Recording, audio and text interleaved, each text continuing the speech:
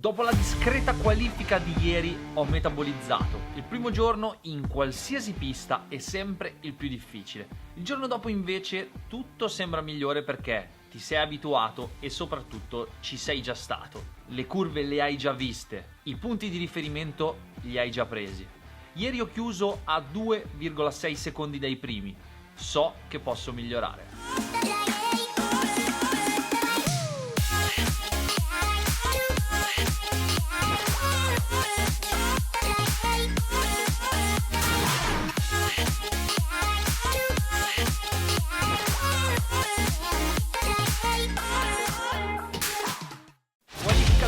Sabato mattina e pomeriggio sarà l'esordio per me nel Moto America. Il team chiede a me e Gabro se vogliamo preparare una seconda gomma per fare il cambio nel mezzo del turno.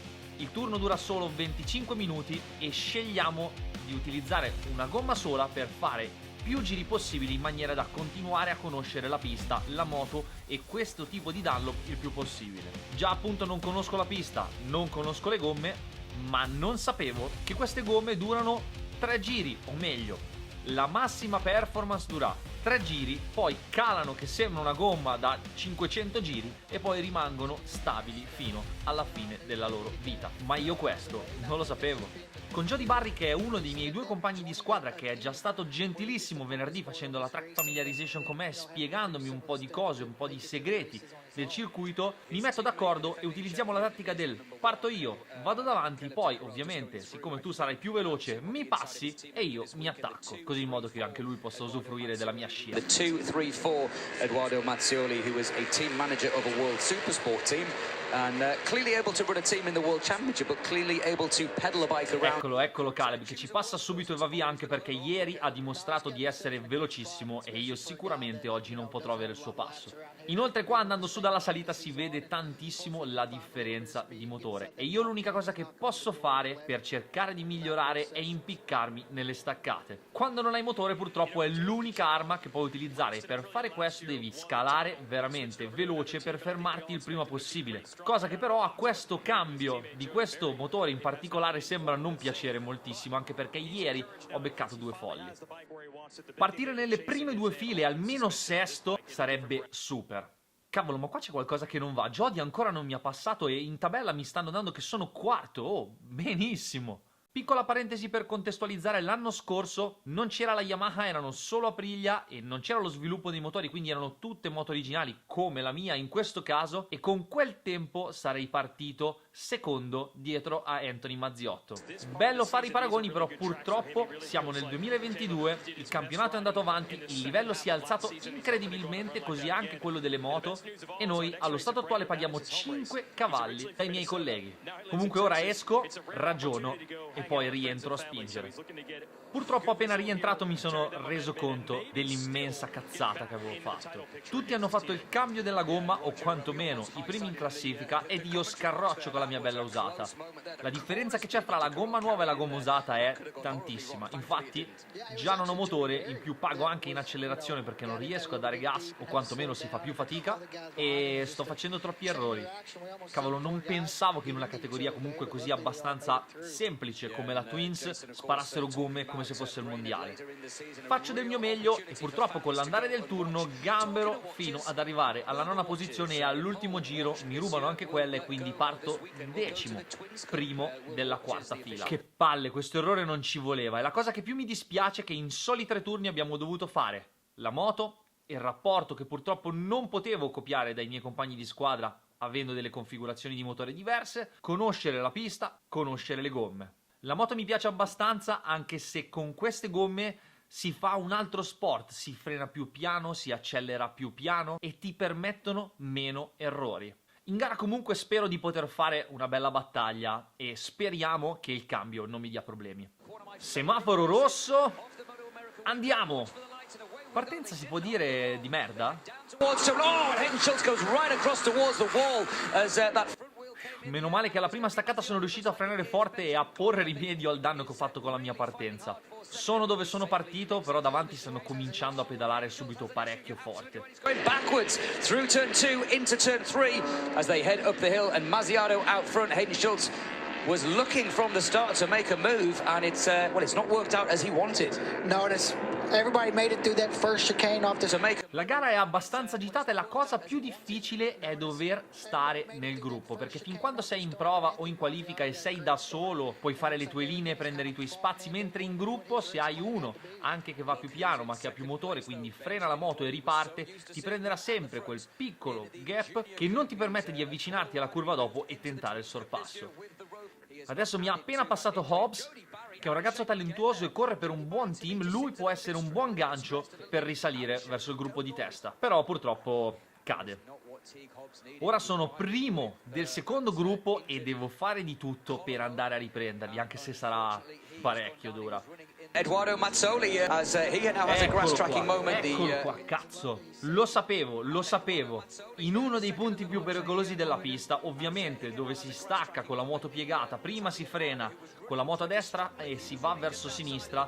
Purtroppo non sono riuscito a mettere una marcia, mi è entrata la folle. Già uscendo dalla pit lane mi ero accorto che la leva del cambio delle volte fa fatica a tornare indietro e infatti ho beccato una folle. Poi lì oltretutto non c'è la ghiaia, c'è la sabbia e vi assicuro che per rimanere in piedi ho fatto un miracolo. Infatti a Cam Petersen della Superbike, compagno di squadra di Jake Gagne con il team Yamaha Fresh and Lean, è andata molto peggio e ha rischiato molto di più. Diciamo che non è quello che sognavo per il mio esordio al Moto America, però sono sicuro di non aver sbagliato, perché già ieri me ne ero accorto, a maggior ragione sono stato ancora più attento, però questa maledetta folle è entrata. Comunque non mi posso perdere d'animo, soprattutto perché ci sono un sacco di persone a casa che mi guardano e questa cosa mi fa un sacco di piacere e quindi voglio continuare a spingere come ho sempre fatto e voglio portare la moto al traguardo, voglio stare almeno nei 15 e prendere i punti.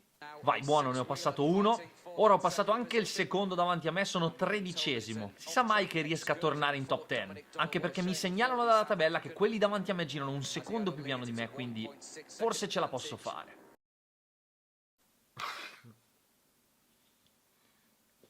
Avete visto? Non avete idea di quanto io abbia rischiato.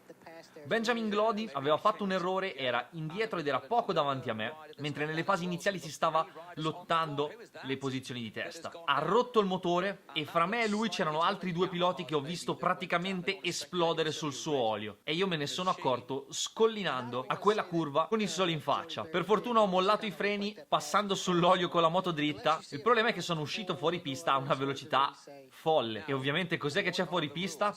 Qual è la peggior cosa per fermare la corsa di una moto senza controllo? L'erba. Infatti mi sono fermato a tanto così dal guardrail.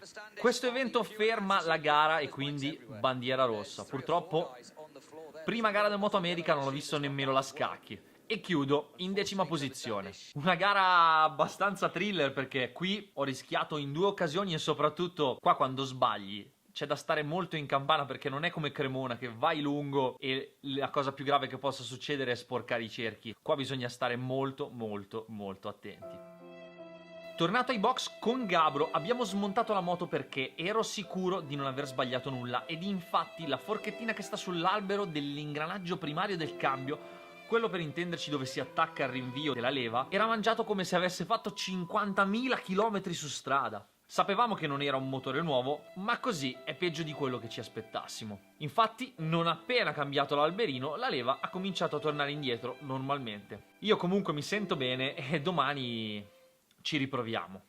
Domenica, gara 2, la mia seconda possibilità. Stamattina nel warm-up sono stato particolarmente veloce perché ho chiuso 7º e se escludiamo i primi 2 piloti, ovvero i miei compagni di squadra che per provare differenti soluzioni hanno utilizzato delle gomme nuove, fra i piloti con le gomme usate ero 5º e udite udite ho preso solo mezzo secondo da Hayden Schultz che è arrivato 3º. Quindi mi sto avvicinando e se tutto va bene posso fare una bella gara e mi piacerebbe veramente arrivare a ridosso della top 5.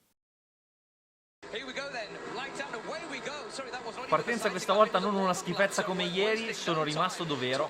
Non sono riuscito a guadagnare nulla, ma l'importante è stare attaccato al gruppo. Adesso davanti a me ho Blake Davis, un ragazzino piccolissimo che guida una Yamaha che ha una coppia folle fuori dalle curve. È incredibile le R7 come vadano Eppure la moto di serie è parecchio inferiore rispetto alla Aprilia. Però qui in America quel motore lo usano un sacco nel flat track e hanno un sacco di esperienza per farlo andare forte e si vede. Anche Nick Hobbs lo vedo più in forma rispetto a ieri.